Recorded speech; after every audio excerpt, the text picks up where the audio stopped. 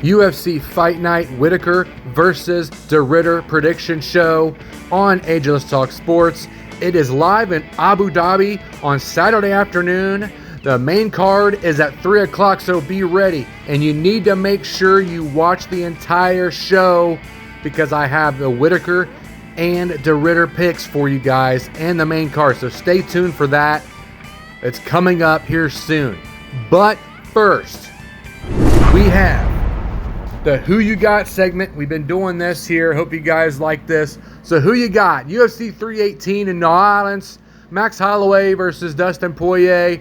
55% of you voted for Dustin. As of me, I am the 55%. But check this out. This is the best Who You Got segment I've ever done, ever, in the history of Ageless Talk Sports. 22 votes I've got. Congratulations. I really appreciate you guys coming out and supporting my show and supporting my post. Clap, clap. And 45% to Max Holloway. But Max Holloway was looking really good. We have 3 comments here. And as I said, every time we do this, I drop it on Fridays at 6 a.m. Eastern Time. Let's take a look at the comment on the post on my channel. Zachary Helton 6412, Poirier will handle him how Michigan handles Ohio State. Not cool, but it's okay. We thought it too. We thought the same thing, but I'm a Ohio State fan, so thanks, Zachary. I appreciate that. You see that he's like I got a Michigan thing emblem there. Not good, but hopefully that's a whole nother story about Ohio State versus Michigan. Hopefully Ohio State gets off the schneid.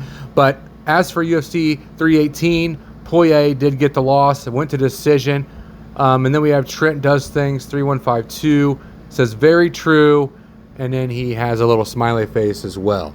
So there's your comments. And make sure you check it out because I post your stuff on here. So if you want to be noticed and be recognized, check it out. And make sure you look at the post on Fridays at 6 o'clock in the morning.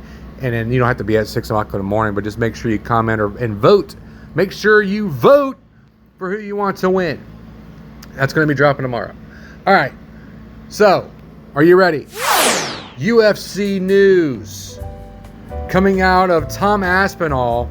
Now, this was just a couple days ago. Now, we're going to piggyback off this article here in just a moment. So, Tom Aspinall officially locked in for his next UFC fight. According to this article, we did not know who he's going to be fighting next. So we're no longer going to be in the shadows of John Jones. He hasn't fought, in almost 2 years? So this has been crazy in the heavyweight division. And do you think the heavyweight division is crumbling? And can Tom Aspinall revive it? That's the question of the day. So that was just a little bit of news there. He agrees verbally to a fight, but we don't know as of yet. All right, next. Former UFC fighter Diego Sanchez was released from a pending trial here. So he was released from custody. This was on Tuesday the other day while waiting trial from firing allegedly, let me say that like news-wise, allegedly firing a gun out of his vehicle in Albuquerque, and that's where he's from. Police said a Jeep Gladiator was passing by a crash on I-40 West at University. Police service aides on scene of the crash said the passenger of the Jeep shot off a round. An officer followed the vehicle and pulled it over. And there he was. Sanchez denied the shooting. So he is, I don't know if there's like a bail or bond. I guess there's not even a trial yet. So Judge Cindy Leos decided not to hold Sanchez in custody while awaiting trial, citing his lack of criminal history. So that's pretty good. But taking a look at Diego Sanchez in the UFC, he was 30-14. He has an exciting fighting style. He has, fight of the night, 7 fight of the night bonuses during his UFC career. He's got wins against Michael Pereira, Mickey Gall, Martin Kampmann, some notable wins. And then he is a member of the UFC Hall of Fame. He earned 7 fight of the night bonuses in the UFC. His memorable fight against Clay Guida back in 2009 got himself inducted into the Hall of Fame as well as Clay Guida for the fight of the year, fight of the century, whatever you want to call it. Like I said, he was born in Albuquerque, New Mexico, trained at Jackson Submission Fighting, which is Jackson Wink MMA now. So Hopefully, Diego didn't really do it. I have no clue what's going on. Further news, more to come on that. But there's your Diego Sanchez sighting and some news. Now, we just talked about Tom Aspinall, and then we talked about a possible fighting and who he's going to be possibly fighting. So we got at UFC 320, which, okay, Tom Aspinall is fighting on October 6th, by the way. October 6th is when he's fighting. He's fighting Cyril Gane, which there's a lot of head scratchers out there. Why is he fighting Cyril Gane? I would put Derek Lewis in there. Who? Raise your hand, click, like, vote, whatever you want to do. Who wants Derek Lewis fighting Tom Aspinall? I don't know. America versus, England. But anyway, instead of French versus England. But anyway, so we're taking a look at UFC 320, his fight card, championship doubleheader. UFC 320 will feature the rematch between newly crowned light heavyweight champion Magomed Ankalaev and former 205-pound title holder Alex Pereira.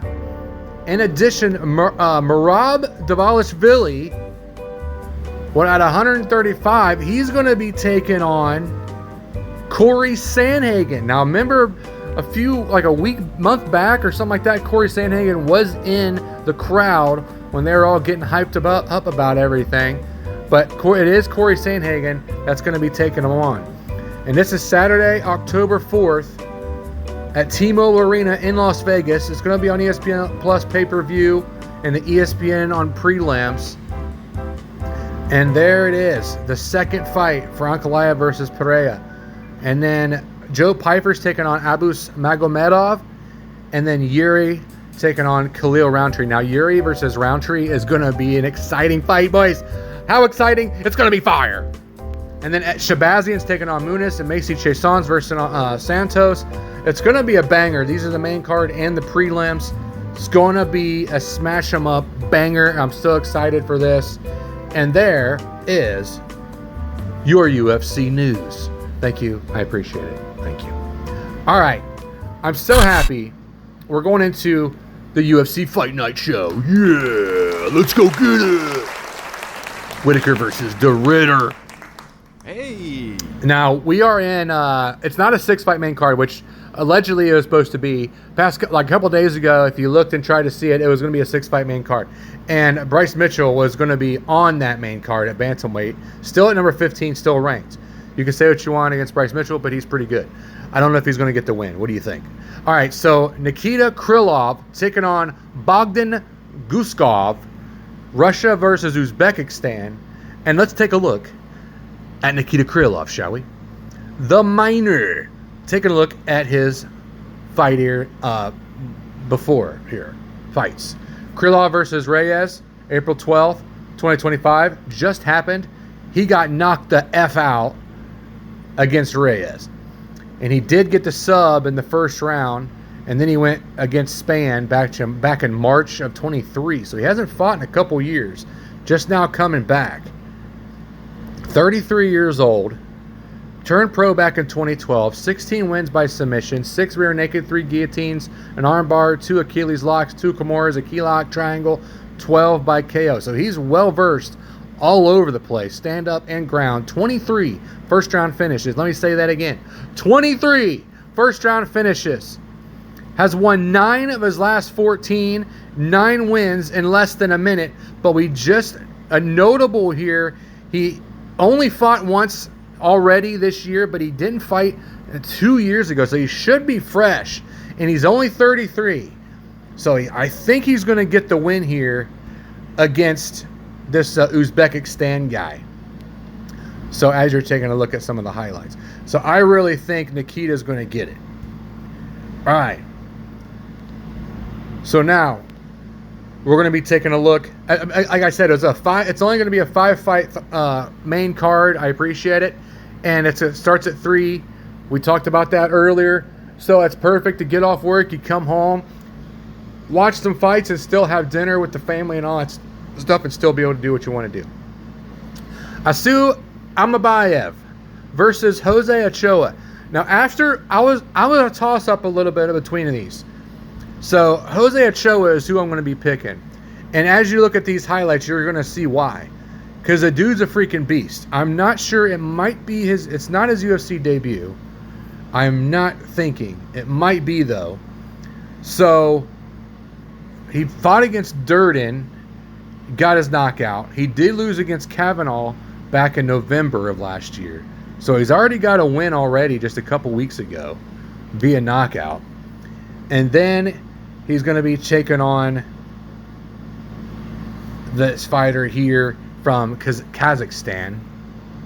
Turned pro back in 2018, 7 wins by knockout, 1 by submission with an anaconda. Has won 2 of his last 3 and 4 first-round finishes.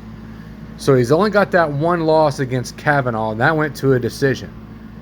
And then he got that knockout in 11 seconds in the second round back in June 14th. It's barely a little over a month ago.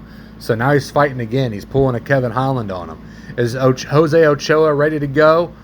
We'll find out in Abu Dhabi, and I think he's going to get the win and give it to me, and he's going to get ranked in the top 10 after this. But it's going to be close. Might go to a decision as well.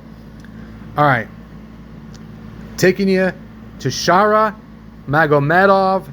He's a scary-looking dude against Marc-Andre Barriault. Canada versus Russia. Let's take a look at Shara the Bullet. He's only lost 1 time. 15-1, and that was against Michael Venom Page, and that just happened in February of this year. Other than that, dude has been destroying people from back in October 21st of 2023 when he took Silva to a decision, and then he went on a tear against Tricoli, and then Olejeszczyk, Petrosian, and then he got stopped just by Michael Venom Page this year on February 1st.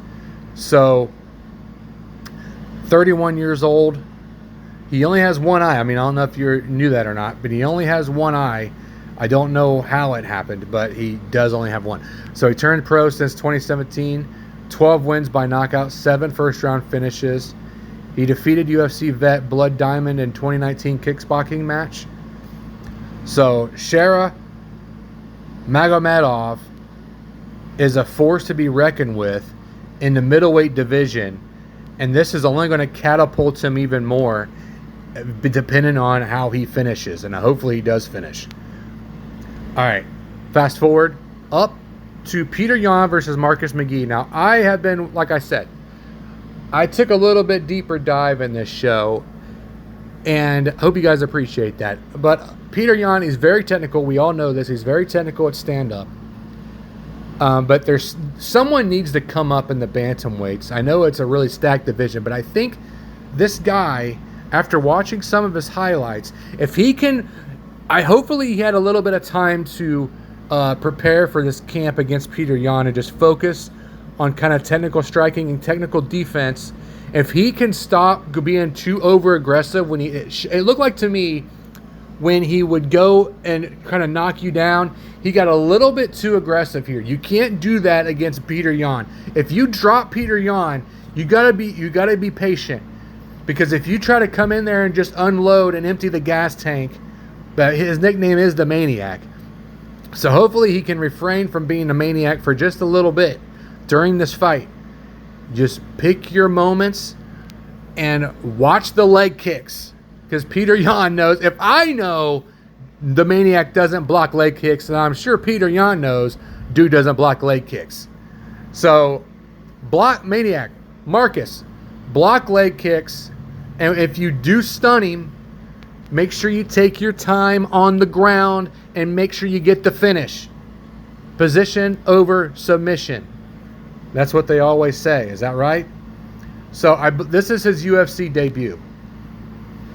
So Marcus McGhee, can we do something here? Detroit what? Detroit what?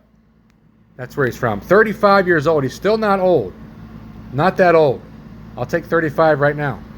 But he turned pro back in 2020. 8 wins by knockout, 1 by submission, 4 first-round finishes on a 5-fight winning streak. He hasn't lost. He hasn't lost, folks.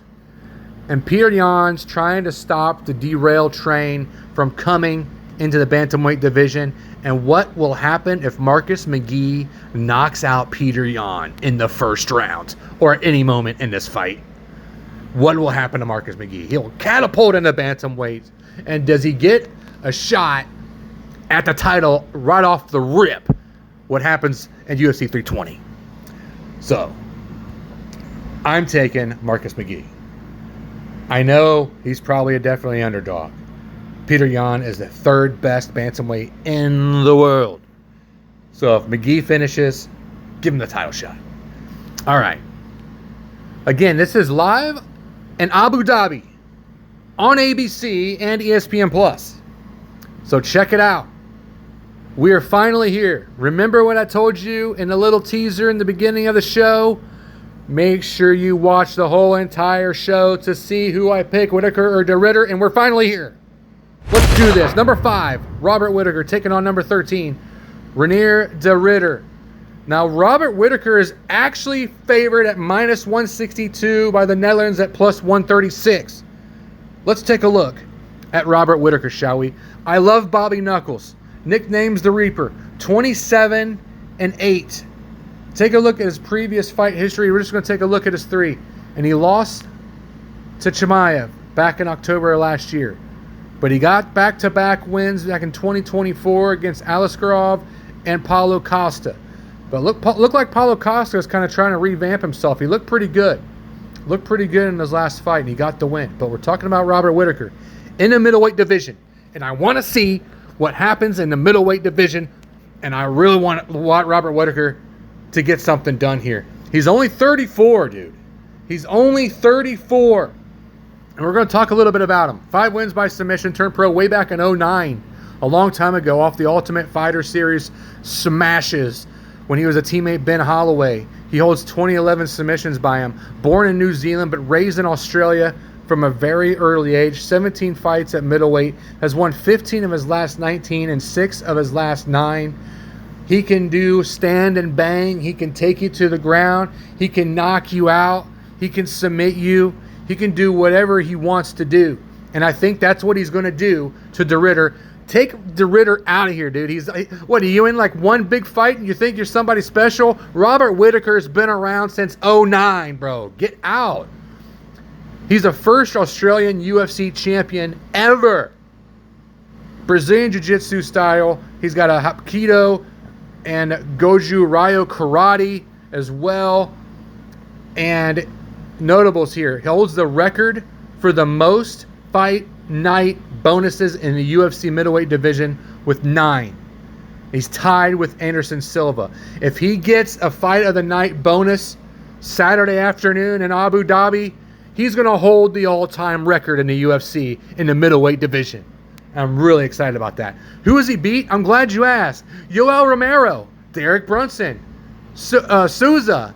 And he lost to Israel Adesanya twice, though, and the most recent to Duplessis and Khamzat Chimaev. So really tough fighters that he's only lost to. So I really think he's going to just destroy de Ridder. He's going to destroy de Ridder. And you heard it here first. Not even a question. Why is this even a question? He might just beat him up the whole entire fight just to prove a point. Give me Robert Whittaker all day.